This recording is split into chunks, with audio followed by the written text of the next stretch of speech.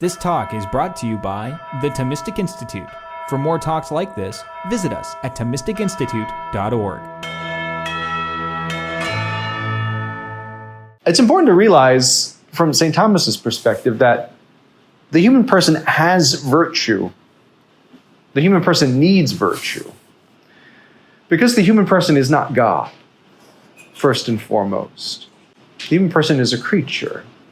And it's because he's a creature and not God participates in God's being that the human creature needs virtue. Said another way, God has no virtue. That might be an interesting thing to ponder or a strange thing to hear. God is not virtuous. Why? Well, because God doesn't need virtue.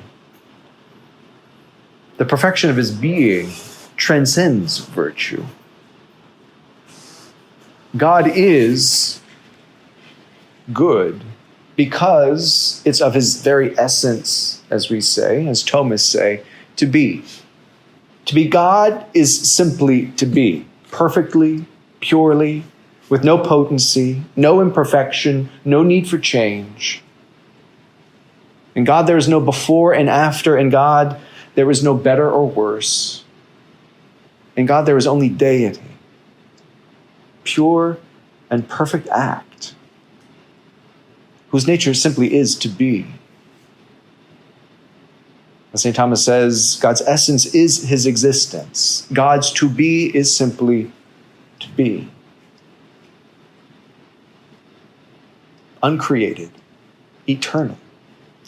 We have no idea what that's like. We have no experience of that. We can name it, we can describe it, but we have absolutely no experience. And can't describe experientially what it is to be God, or what it is to be in the way that God is. We know how we are. We know what it is for us to be. By contrast, in us and creatures, every creature, essence and existence are distinct. In the created realm, to be is not simply to be, but to be something. To be in creation is to be a rock, to be a tree, to be a horse, to be a man, to be an angel. Creatures participate in God's being as some kind of thing with a nature which determines not only how they participate in God's being as a plant, as a bird, as a man, but also what kind of perfection the thing will have as a plant, as a bird, as a man. Now, it's plain from ordinary experience that no creature comes into existence in a state of fulfillment. Oak trees don't appear out of thin air. They begin as an acorn, and then they grow into saplings, and after years grow to the full maturity of the trees that we admire. And even after they reach maturity, created things can achieve further perfection. So it's not just their material perfection in terms of age and growth and development. There are other kinds of perfections that they can achieve. They become really good as all of their potencies, all of the potencies of their nature are perfected. For an example, an adult oak tree can be a bad tree. How? Well, it can be diseased. It can suffer from a shortage of water or sunlight. It might be under a power line and have its branches cut by the city every 5 years, making it ugly, misshapen. Creatures are perfected. They become fulfilled. They become happy as the potencies of their natures, how it is that they participate in God's being, are fulfilled. And it's important to realize, important to make all these proper distinctions. Dogs fulfill their natures differently from fish. Dogs have a different kind of happiness than fish. If you try to make a dog happy in the way that fish are happy, you will have a very unhappy and very likely dead dog. Now, all this is a prelude to articulating a truth that Aristotle observed millennia ago. All things desire their good insofar as they desire their own perfection. So because every created thing in its participation in God is on a journey, for lack of a better term, a pilgrimage, we say in the Christian tradition, everything that comes into being is good insofar as it is, but has the capacity and potency to achieve even greater goodness, insofar as it achieves the perfection of its own nature, by actualizing all the potencies of its nature. And you can articulate this and work this out with every kind and every class of creature. It applies to each one and to each kind. Tonight we'll talk specifically about the human creature and human happiness. But in terms of understanding why there's such a thing as virtue and how it is that virtue leads to goodness and to happiness, is to have this principle in mind. Every created thing is good insofar as it is, but it can also become better as it perfects all of the capacities and potencies of its nature. Now, when you look at the whole of the created realm, we see that plants, lower animals, even higher animals, those that have sense, those that don't have sense, you see that within the created realm, excluding men, human beings, and angels, most achieve the good of their nature and the excellence of their nature, we say, by instinct. What it takes for a bird, for example, to emerge from an egg and become later on a parent of other birds, birds don't think about it all that much. Birds don't reflect on all of the various possibilities they have. They don't choose necessarily where to live. They're not thinking about, all of the potential mates they could have and choosing the right one. It just, by instinct, it happens. There is a kind of deliberation that takes place in animals, because we can see that they do match means to ends, and that's a rational activity. It's like they make choices. They know that the bird knows that it needs to build a nest. Well, it kind of knows where to go and what sticks and what straw to pick up to construct that nest. So it is matching means to ends, but without deliberation, without its own reflection, without making choices, without commanding its own actions. Aquinas looks at that mystery and says, it's important to note that that rational activity inscribed in the natures of animals, such that they act by instinct, that's a reflection of the divine reason that we see within animals, because they act rationally without thinking rationally themselves. They're attracted to the good without, we would say, choosing to love themselves. Somebody's thinking, somebody's loving for them, and that loving is inscribed in their nature, such they act on it by instinct, but it's not their own reason, and it's not their own will active there, but rather God's. We stand out in that regard, and that's for Aquinas what makes the human creature, and by extension the angels, so marvelous and so magnificent. Insofar as all things desire their good, insofar as they desire their own perfection, and by nature most things habitually and without their own deliberation, without their own choice, achieve that good, we're different. Desire in us looks different. And for that reason, the way we pursue and enjoy the goods that perfect our nature look different. We do know in reason and deliberate, make judgments, and command our actions. We are stirred not just by desire and passion, but also by love and friendship. And that's by our own choice.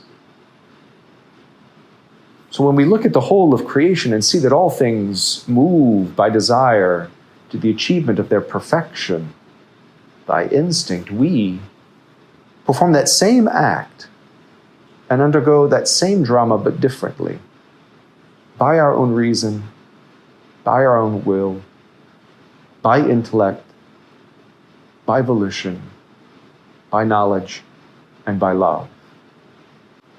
So those are the two in the human person, that in a sense, the two engines by which we not only recognize what's good for us, but then love and pursue what is good for us, which makes us good, by knowledge and by love, by intellect and by will. Now, it's not enough simply to be able to know and to be able to love. That puts us on the path to perfection, to maturity, to happiness. But the whole tradition recognizes, and Aquinas here only repeats what he inherits. Our powers of knowing and loving themselves have to be perfected. They have to be good at knowing, good at loving, so that when we do seek to know the good and when we seek to love the good, those powers of knowing and loving themselves are operating in a good, stable, and trustworthy way, so that we see and know clearly and love rightly and purely. And that's the work of the virtues. That's where the virtues come into the picture. So we'll take a break here just in terms of the talk. Everything that has come up to now is what metaphysicians like and moral theologians don't like. It's the more speculative part of the talk as opposed to the more practical we'll move into now. From here on out, it's what the metaphysicians tend not to like because it's boring. But for moral theologians and moral philosophers, it's more exciting because it's more hands-on and technical and practical. So we'll move, from the more speculative metaphysical more to the practical anthropological here. And for that, I'm going to use the board because I think it's better to sketch these things out.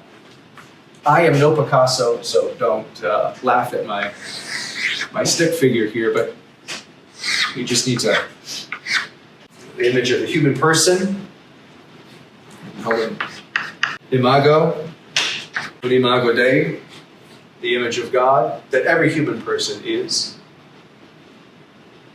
And again, he's got two principal powers by which he comes to know and to love the goods that perfect him in his nature as a rational animal. Intellect, and the appetite that extends from intellect, which we call the rational appetite. That's the technical fancy word for the will. But there's also, in us, passion. Technical term, the sense appetites. This is the appetite that moves in us that follows upon sense knowledge. So just basic knowledge of things that we gather through our senses tends to stir our gut, our passions. Higher forms of knowledge that we grasp more abstractly and intellectually, that's what moves the appetite in the will. So intellect, will, passion, intellect, rational appetite, sense appetite. Intellect is that power by which we draw all of reality into ourselves so that we, in a sense, as Aristotle says, possess it intellectually. Aristotle has this great line, says that the human person really can become all things because he holds all things within himself. Every form, or the forms of all things, we can possess intellectually, such that not only do we hold all of reality in ourselves as we become all reality by that intellectual act. So intellect is that power by which we draw all things into our knowledge and possess them intellectually. Appetite has the exact opposite movement. If intellect is that power by which we draw all of reality in ourselves to be known and understood by us, appetite is that power that propels us out into the world to actually grab reality, to grab and embrace the good, to enjoy the good, And it's through that possession and enjoyment of goods, real goods in the world, that the capacities of our nature, our potencies as human beings, are satisfied and fulfilled. So what are some of those goods then? What are the goods that perfect and satisfy human need, human potency? Well, first of all, we're going to draw a few of them.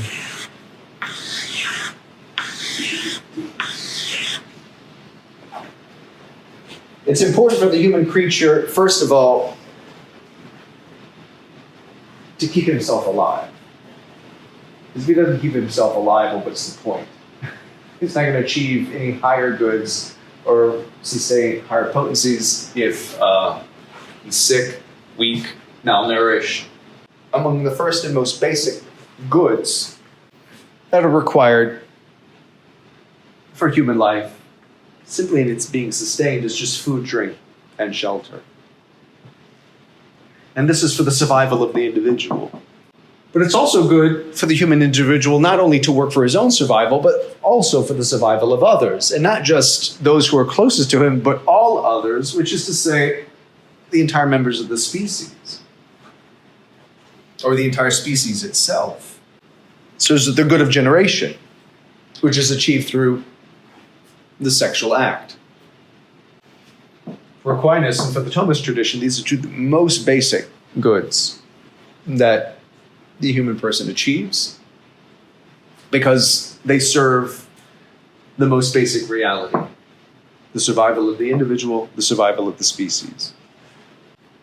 Anybody notice anything that might connect those two, or the pursuit or the enjoyment of those goods? Does the essay from the stick figure man equal the... That's right. Why is that? Because he's got appetite. That's right. So those two goods, yeah, that's what Aquinas, that's good. He would see almost immediately that not so much intellect and not so much will, but the goods that represent food, drink, and shelter, and the good of sex especially, register first and foremost in the sense appetite. Why? Because they have intense pleasure that's attached to the enjoyment of these goods, more than any others, Aquinas recognizes. And I think if we think about it for 2 seconds, we'll also see the same thing. That Aquinas says it's a rather kind of marvelous thing when you look around, that those goods that are required, basically, for the simple survival of the human individual and the species, have the most intense pleasures attached to them. The pleasure of food, the pleasure of drink, the pleasure of sex. And so, as we'll see in a second, the sense appetite is the first to be stirred. The sense passions are the first to be stirred, because those goods are felt in the body. In the body itself, it's the body that registers first and foremost desire for those goods. But moving up the chain, as we go up, we move to higher and more sophisticated forms of goods. There's the good of the family. The human creature is not a mere individual tasked with his own survival and serving the survival of the species. The goods necessary for survival are shared and collectively enjoyed in something like the family, between husband and wife, between parents and children, between siblings, in a household.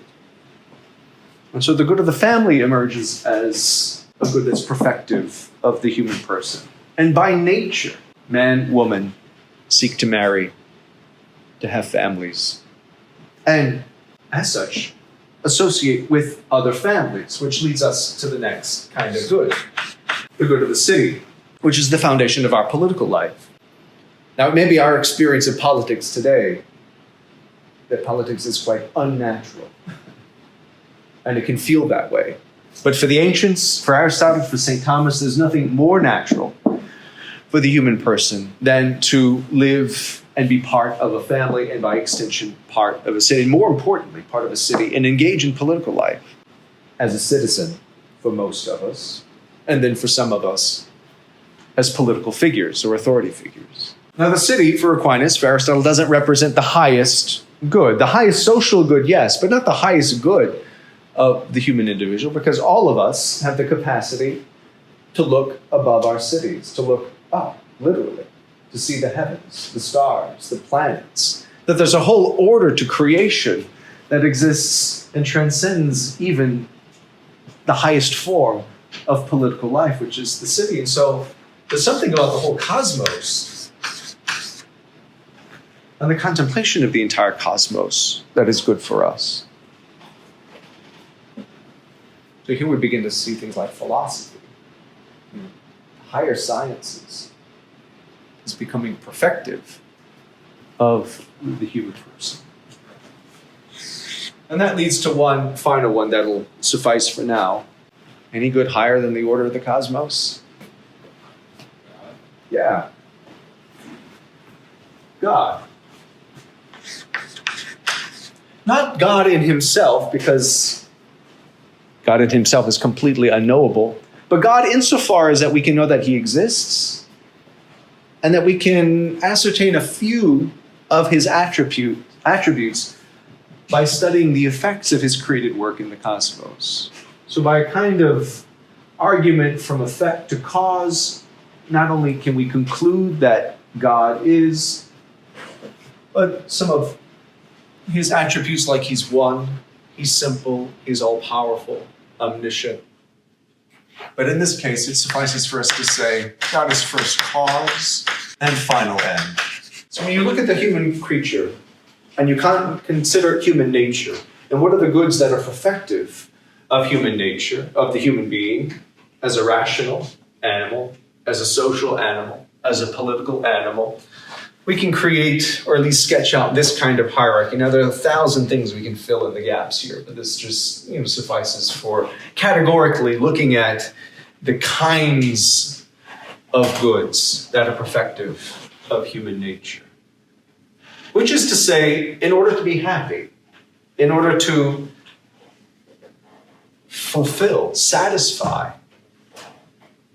the longings of his nature, the needs of his nature, to enjoy these goods, so that all of his capacities and potencies can be fulfilled, each and every human creature has to pursue and enjoy in some way this entire hierarchy. It doesn't work to leave one of them out, or some of them out. And the purpose of talking about virtue is to help us to see how it is by virtue, how virtue equips us, in fact, to pursue this entire hierarchy of good well. But first of all, let's just take a moment to see how it is that through sense appetite, rational appetite, intellect, man is stirred by these goods and moves towards them. So, in union with the whole of the animal kingdom, the human person enjoys the use of sense appetite, passions, and it's through those sense appetites and the movement of passion that he's attracted first and foremost to the goods at the bottom of the hierarchy. Those goods whose pleasure is enjoyed specifically in the body. Again, the good of food, the good of drink, the good of sex. And it's by the enjoyment of these goods, not only does the individual keep himself alive, but also promotes the generation of the species, which is a pretty big good. So already we can begin to see, how social the human individual is. And this goes against a lot of what we just imbibe in the culture. They're just rank individualism. We're all formed to think that we are, in fact, just soul islands, monads, just floating through the cosmos, not having anything to do with each other or others. But the ancients saw right away that even in our, I don't want to say base, because you don't want to say that, but even in our kind of lower sense life, we are oriented to a perfection that makes sure that there are other people in the world. And that it's good for us to make sure that we act in such a way to bring new life and others into the world in order to share life with them. And this is an important one. And again, for the tradition, it makes sense then that such intense pleasure is attached to the act of bringing other people into the world, such that there's not a whole lot of thought that has to go into it. One of my professors used to say, if sex were like algebra, none of us would be here. But it's true. But there are higher goods. Goods that we don't recognize simply through the senses of sight, smell, taste, hearing, touch, but that we recognize through intellect. The good of the family is not something we see simply by looking out into the world, but by looking at particular human beings and coming to understand the relations among them and appreciating intellectually the good that they have and share together, the life that they live together.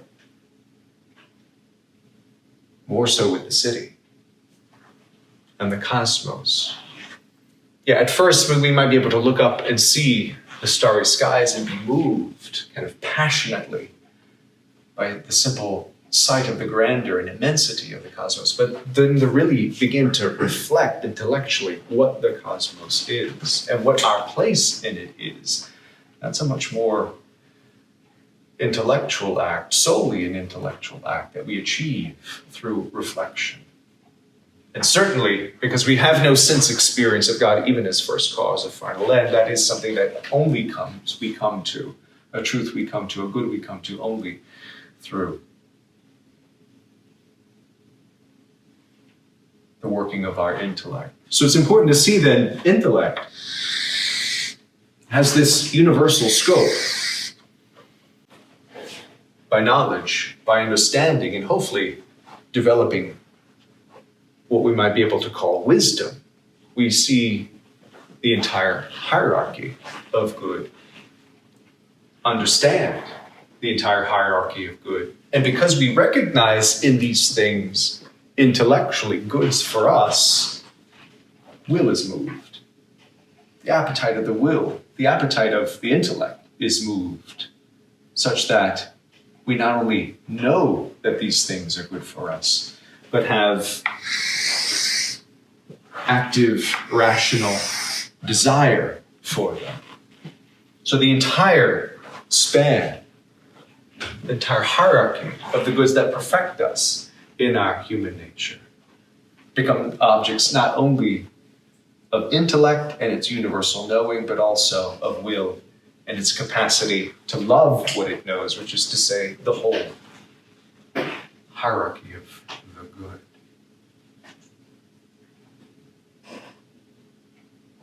So hopefully just by sketching this out, it's clearer now how it is by intellect, will, passion, sense appetite, we move towards, we engage the pursuit of the goods that perfect us, come to possess them and enjoy them.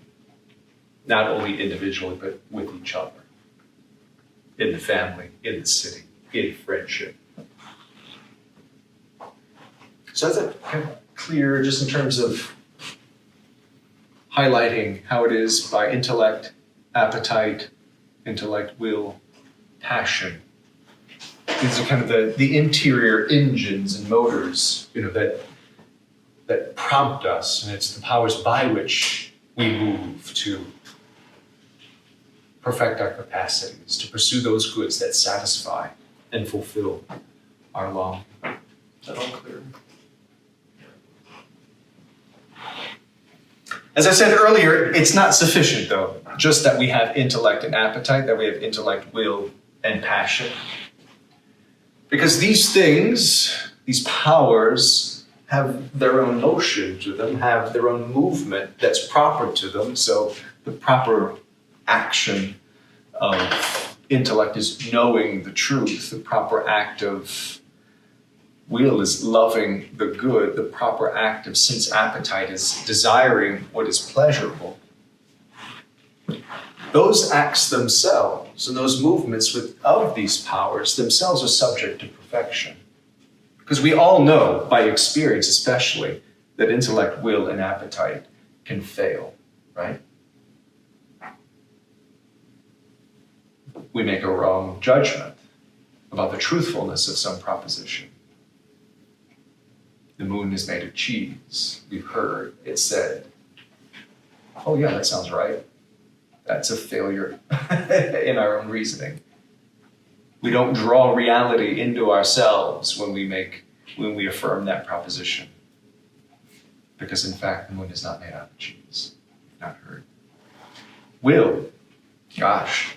I mean, how many times, just thinking of what St. Paul has to say in one of his letters, about, failing to do the good he wants to do and only doing, the evil that he hates. That's a universal experience. And sense appetites, being hungry when we don't need to eat. And just the whole world of the sexual confusion that our culture finds itself in. And that's just all testimony of just kind of the wayward movement of sensual appetite. So these powers themselves are subject to perfections, and we call those virtues, which are stable habits then in these powers to make sure that in their own movements of knowing, willing, and desiring, they know the truth, they will the good, and they desire the pleasurable rightly, according to right reason.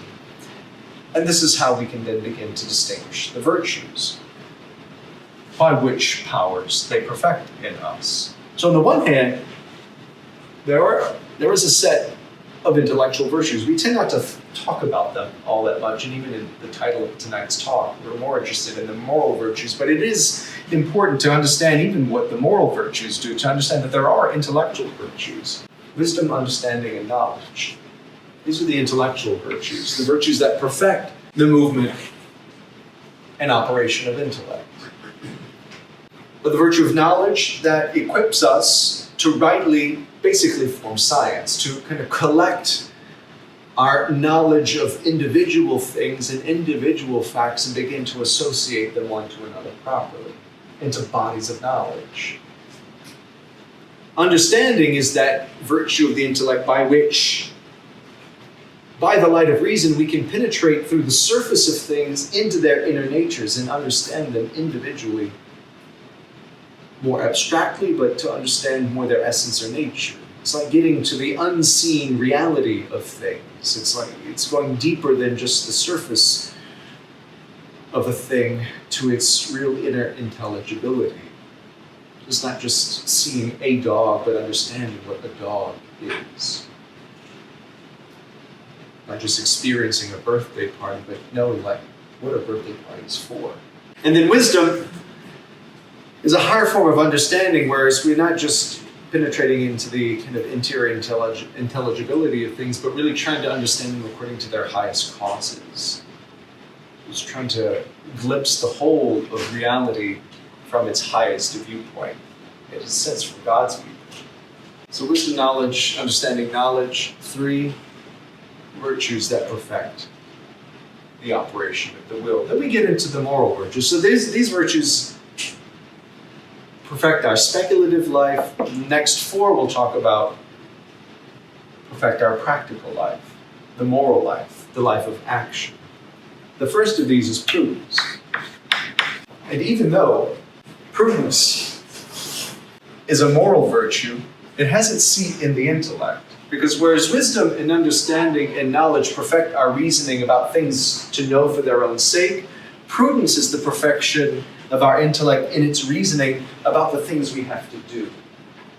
Action. We set an end for ourselves, some kind of goal, and therefore we have to begin to deliberate about the possible means to achieving that goal. We have to make a judgment about the best of those means that are possible to us, and then make a command. We have to command ourselves to actually execute the means to the end that we've determined and judged to be most appropriate in these circumstances. That's all the work of prudence, and it all takes place in the intellect. Justice is the moral virtue that perfects the will. Justice establishes in our will a stable disposition, always and everywhere, to render the others due. Every word of that definition of justice is important, because there are very few people popularly today that hold to it anymore. Why? Well, if you look around and watch the news for about 3 minutes, you begin to see that justice, for most people, is not about rendering the other his due, but standing up and making just claims for myself. So justice is first and foremost getting what is mine. And if we all do that, then we'll all kind of get ours together.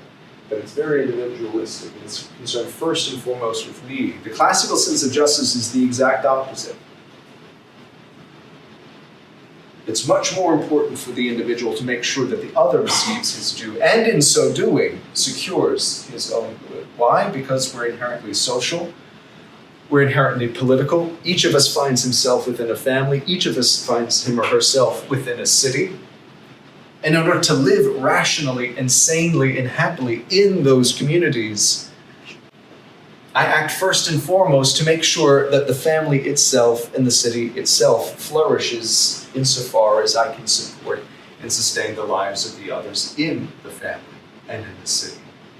And by rendering the other his due and making sure that the family and the city continue in good order, then I find myself in the right situation in order to pursue my own good. But that can only follow upon justice, about rendering and securing the good for the other first and foremost. Not to the neglect of my own good, always, but pursuing my own individual good in such a way that the other is also secure in his or her good. Each of these virtues we'll talk about, just briefly, just name them, and we can spend the whole semester on just unpack, but we're just giving you the cliff notes tonight. Next, courage, or fortitude. Courage is the perfection of passion, of the gut, and it's one of two. The other is temperance. So why is it that in the moral life, the intellect gets just one virtue, will gets one virtue? Those seem to be the higher powers. Therefore, you think their perfection would be more complicated. It's not actually. We need two moral virtues for our passions and for our sense appetites, because in our sense appetites, in our passions, we have two basic movements.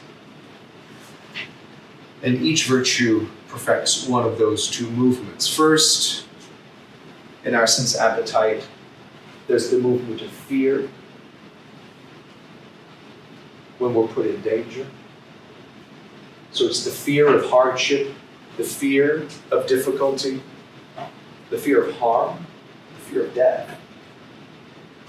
There's some danger that we incur, that we encounter. Fear is stirred in us. Courage is that virtue which makes sure that, yes, fear is stirred, but not to the degree where it would override the pursuit of justice or prudence that's still required in that moment. So just courage makes sure that we feel fear in a rational way and not in an irrational way. Courage ensures that we don't allow fear to cause us to abandon or run away from the pursuit of the good when unnecessary, when reason would in fact demand that we persevere in the pursuit of that good. And we see this first and foremost in the soldier. Whole traditions always see the person of the soldier who, faced with the prospect of risking his own life for the sake of the city, pursues the preservation of the city even at putting at risk his own life, and not allowing the fear of death to cause him to abandon that mission or that good. Temperance works in the sense appetite, but not on the emotion of fear, but on the motion of desire for pleasure. So when we encounter some kind of physical danger, we experience fear. When we encounter something that promises physical pleasure, desire, what we call concupiscence, is stirred in us.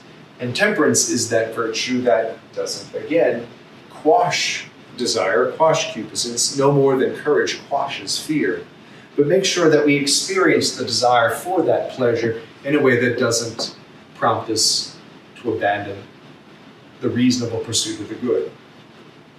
In other words, temperance allows us to desire the pleasurable good, but in a way that accords with reason. To desire the kinds of food, drink, and shelter, the kinds of sexual relations that are appropriate to us in our circumstances that will actually benefit us and not in some way hurt us.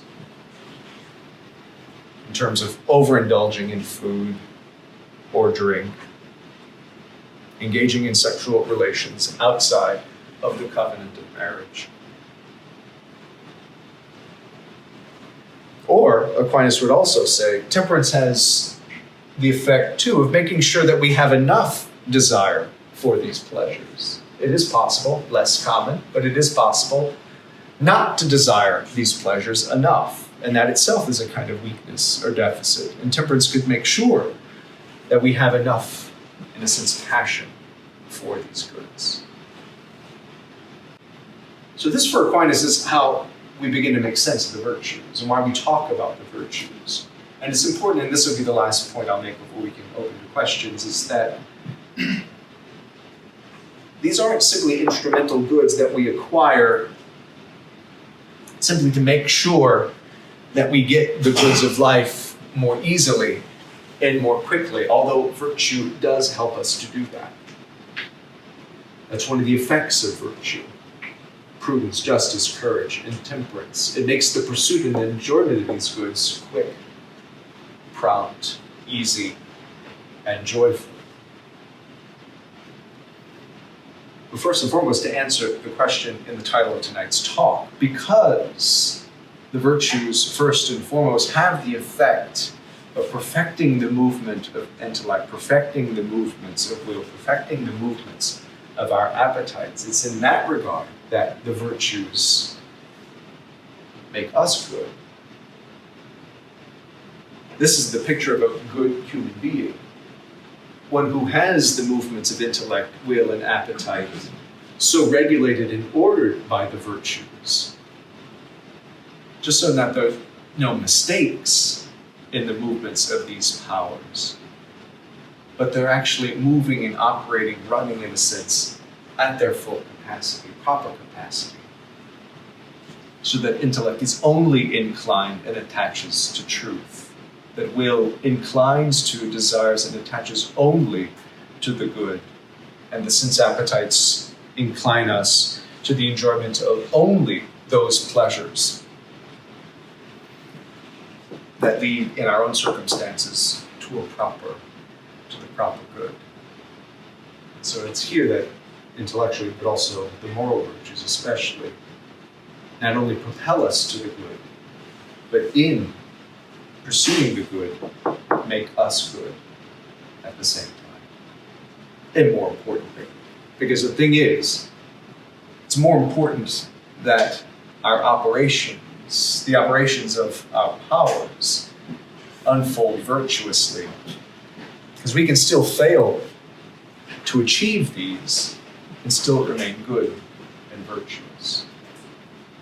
And that's a consoling and important thing to remember. So that was a lot of information. Something in class at the House of Studies I usually take 2 weeks to cover. We did it in about 50 minutes. But I think it's important to have this sketch. And if there's nothing else you remember tonight, but just kind of remember how these concepts and terms are fit together, you'll gain a lot from further reflection and just seeing how all of these parts fit together. The imago Dei, the goods that perfect our nature, the powers by which we pursue those goods, and then the virtues, the habits, the perfections that render us good by rendering good the operations of intellect and appetite in us. All right, I'll stop there. There was already one question, but I'm sure there are more. So thank you.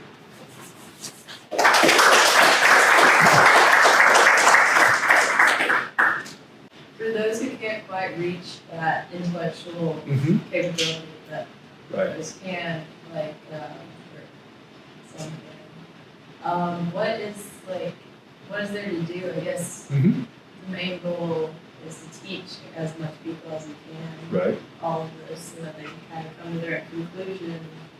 Like I have an astrophysicist cousin who she was like super atheist, and then the higher she got into her knowledge and learning, she became Catholic. Okay. And yes, but like for people that like can't quite come to those Right. intellectual conclusions, what is the case Yeah. for them? Yeah.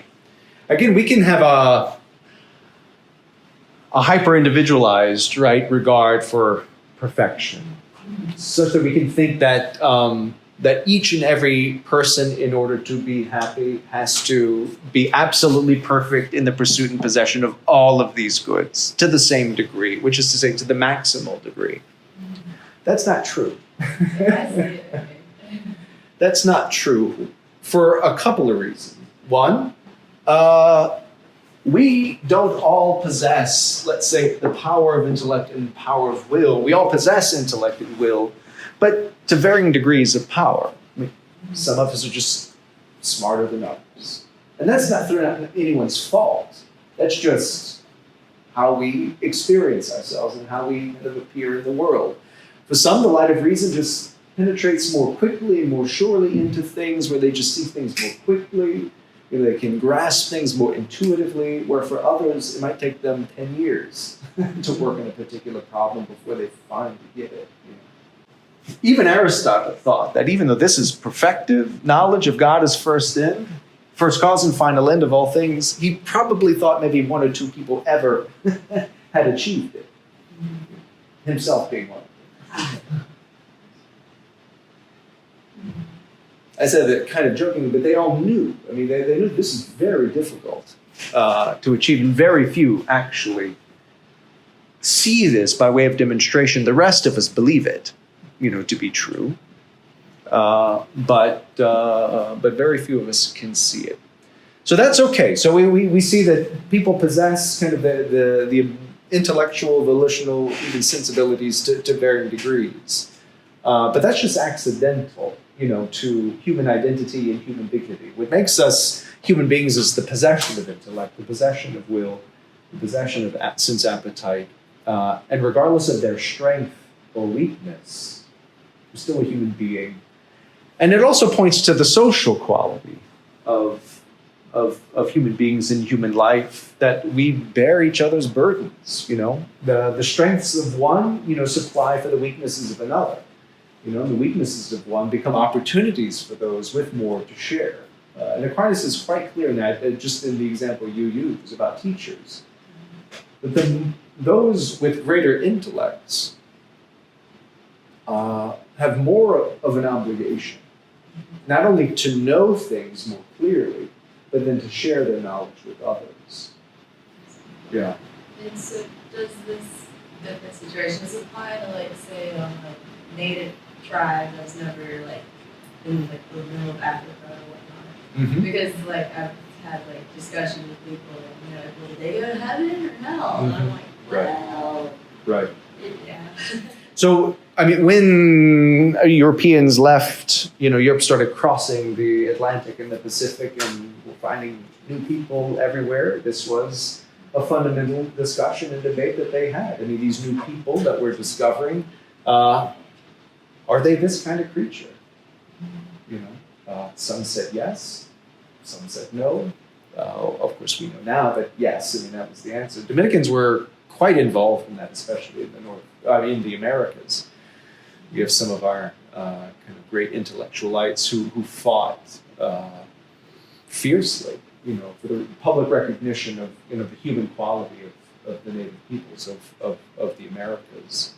Because they could see that even though the way they exercised reason and will didn't look exactly the way we would expect, they still recognized the movements of those powers in native peoples, that they could think abstractly, make rational choices, and because they were priests, I mean, would tip them off first that when they hear the gospel preached, they believe. They confessed and asked for baptism.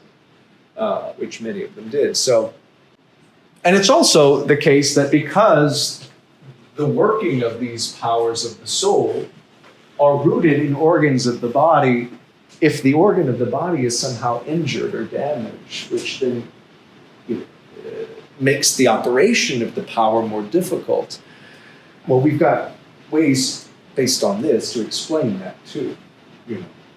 So we can see that sometimes that maybe to a greater degree that it's in fact physical differences among people that can lead to a variety or difference in the exercise of these powers. But again, that just from the Thomist perspective puts the onus on the intelligent and the healthy to put themselves at the service of those who have more difficulty in exercising these powers. Thank you. Yeah. I have two quick questions. Sure. One is a little bit off topic. Okay. How about we take the on-topic one first? On-topic one? The on-topic one is, what does it look like when you're focused on God as the first cause? Final end? Right. What does that look like? Sure. Are you there, or how does that work out? Because God in himself can't be seen, he can't be touched, he can't be heard, smelled. There's nothing material about God in himself, nor does he make up any part of the cosmos. He's completely transcendent as the creator of all things. He who is perfect act. Everything in the cosmos is created, which means it participates in God's own being. Which is to say, it has being borrowed from God. God is completely transcendent.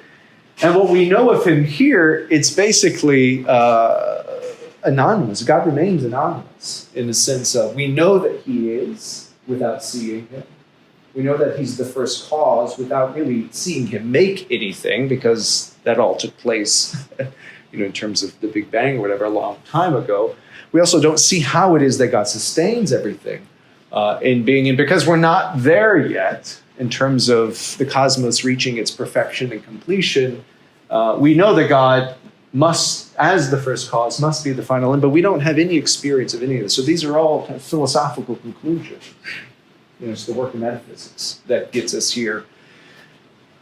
So it's like knowing about someone without ever meeting them, and that's what our knowledge of God as first cause and final end is.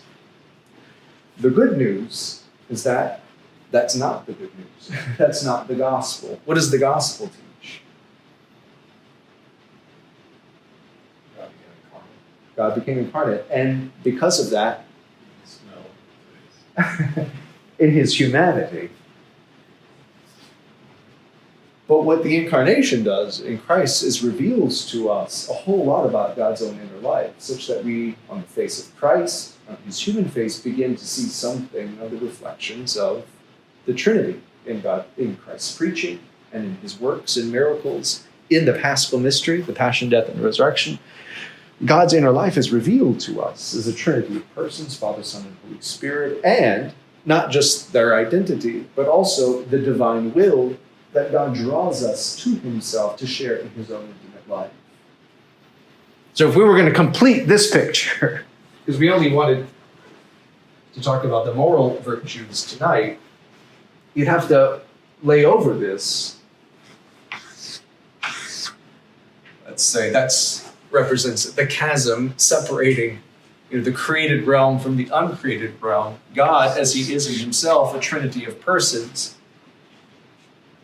himself enters into the world through the incarnation, manifests his identity and will in the Paschal mystery, and in our incorporation in Christ, in our membership of the body of the church, we're given 3 more virtues.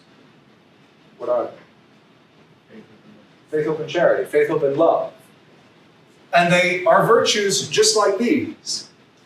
Aquinas recognizes faith for the intellect, so that we know not only that God is, and that he's the first cause and final end of all things without our ever really seeing or meeting him, but in faith we're drawn into a communion with God himself in knowledge, which is to say we know what God knows. God makes us to know what he knows about himself. And in faith, we're united to God through shared knowledge.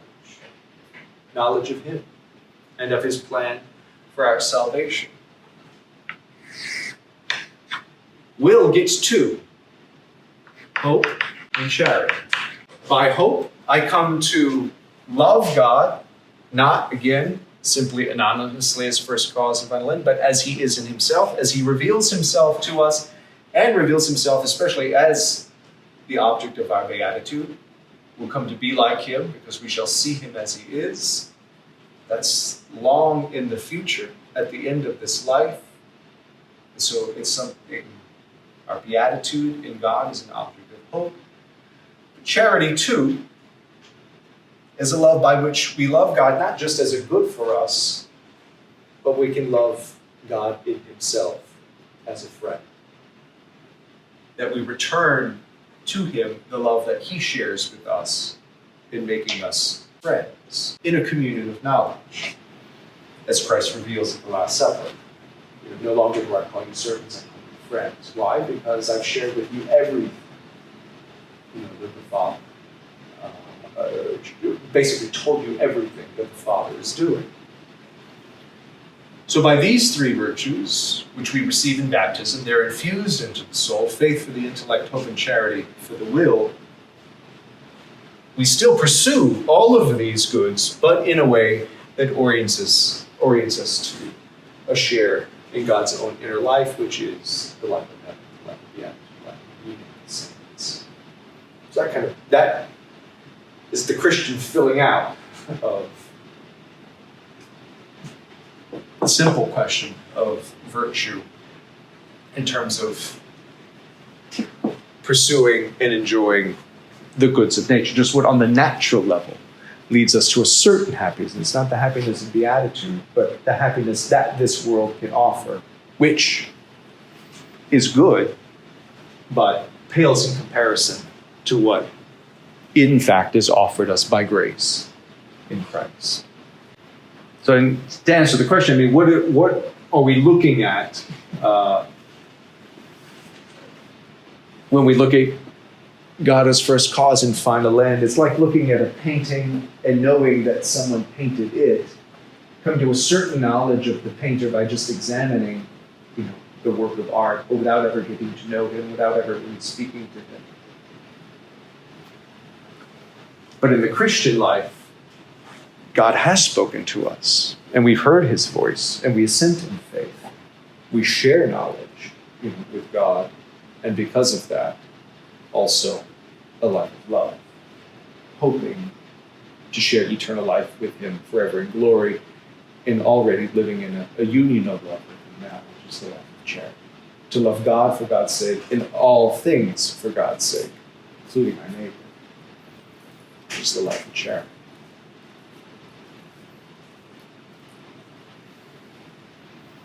Any other on-topic questions before we get to the off-topic one? All right, yeah. I was wondering if you could say a few more words about justice. The definition here, justice perfects the will to render the other his due, but I think you were saying not that incorporates some element of the individual's good, right, as well. Right.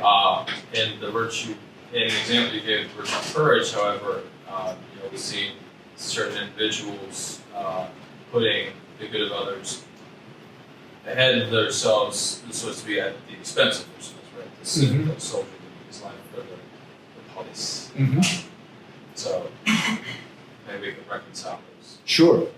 Well, it's in the latter part of the question there, about in the example of the soldier, which I think is the answer to the whole question.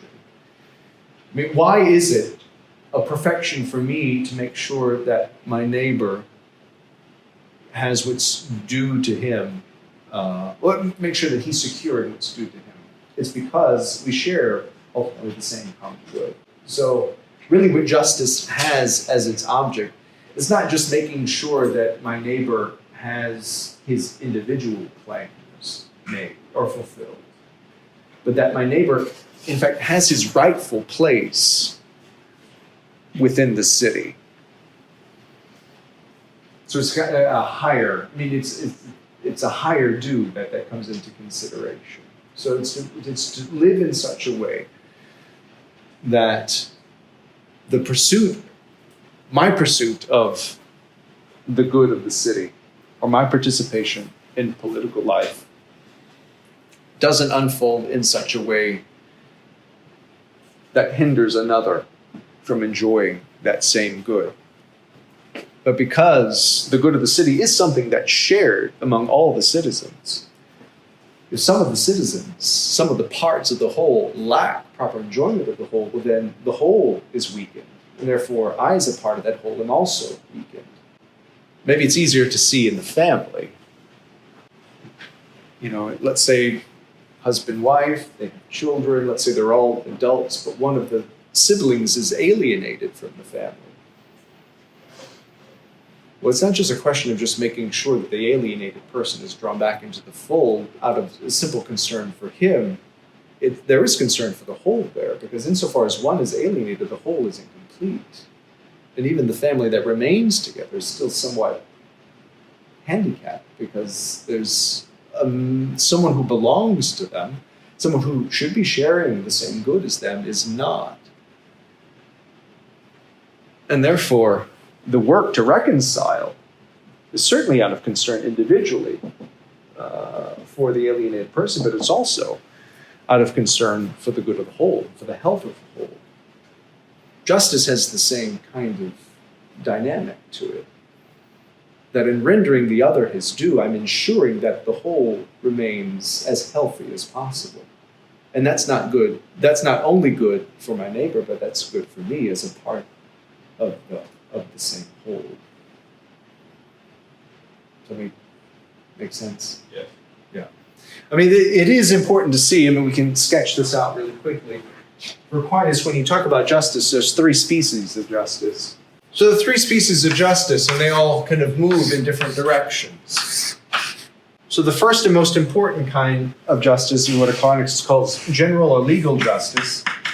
And this is what the individual owes to the political community. It's general justice is a stable disposition in the will of the individual to render the political community its due.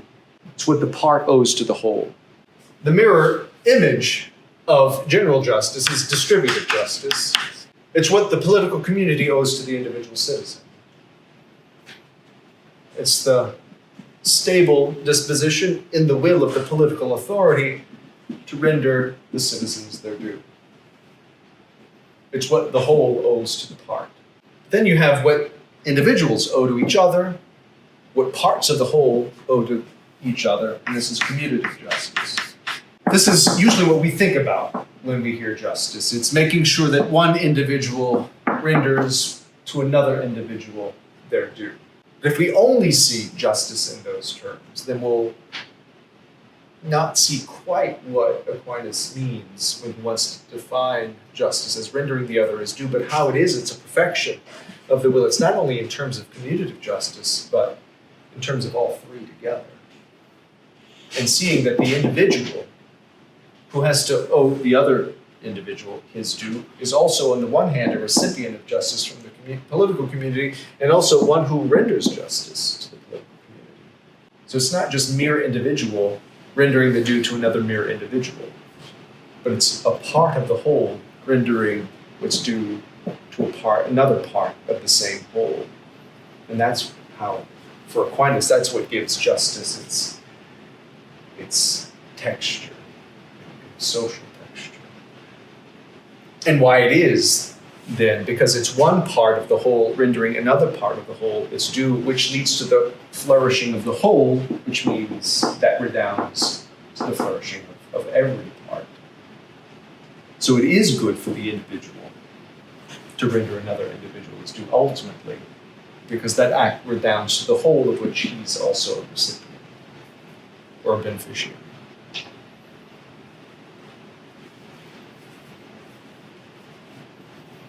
But again, in our kind of hyper individualized sense of self and of person, that view gets eclipsed. It's harder for us to see. Yeah. I definitely understand what you mean regarding this in like theology society. Mm-hmm. If you take it to like two individuals Right. that are trying to survive, say they're dying, Right. should I So the last give two up people on myself? Earth? Yes. Yeah. Or I'm in the tundra with somebody. Right. In order to survive, there's one code. You gotta wear the code to survive. Right. Can I kill him? No. Why would you want to kill him? Because life is sacred. So because life is sacred, then you take the life of another. It's suicide to death, Yeah. I guess.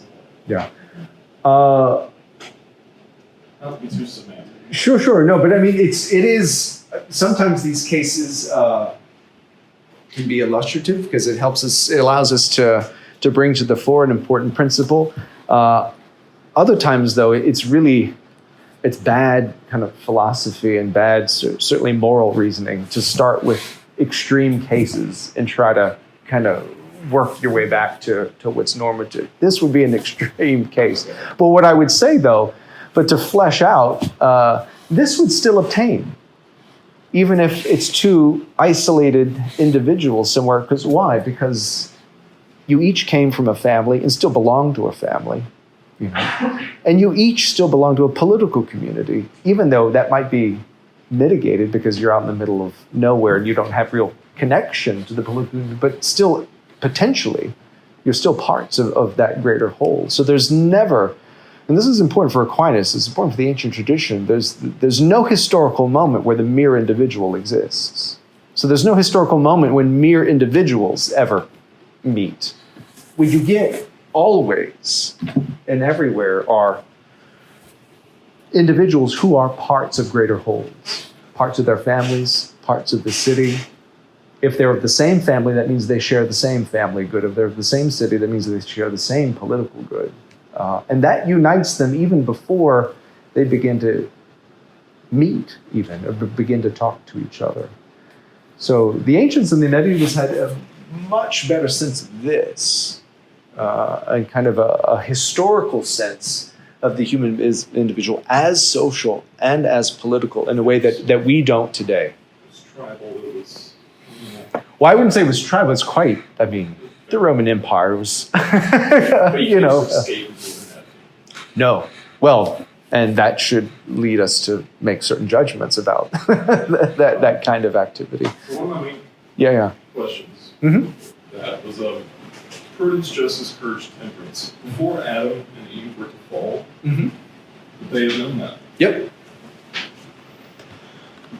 Like, or would it be almost like the whole God example, where he would say he's virtuous, he just is virtuous? No, I mean, because, I mean, you could just kind of bracket this. This would still be the picture of man and woman in the state of original justice. They'd still be creatures. They'd still be part of creation. They'd occupy some part of the cosmos. And because they enjoyed the grace of original friendship with God, there would still be something that's not, we shouldn't equate that with the beatific vision, which we'll enjoy forever, in glory. There was still something propedeutic about life in paradise that was meant to prepare Adam and Eve for the life of glory. So the life would have looked like ours, with the need to exercise, to make decisions about their actions, to love the good rightly, to desire the right pleasures according to right reason, and also, to develop the speculative life too, according to the intellectual virtues. Now, this would have been easier, you might say, in friendship with God. Easier because in the grace of friendship, intellect, will, and appetite cooperated with each other in a way that we don't experience in sin. Yeah, I guess it's that cooperation that's so Right. confusing. Like if you, Because we really experience a separation there. Yeah. Because outside of the grace of original justice, which Aquinas says is a grace that, in a sense, it was a grace of integrity. It kind of held us together. To love God rightly, or to love anything rightly, will, especially God, has an ordering quality, to the soul, such that, you look upon that which you love rightly, and you seek pleasure according to what you love, rightly.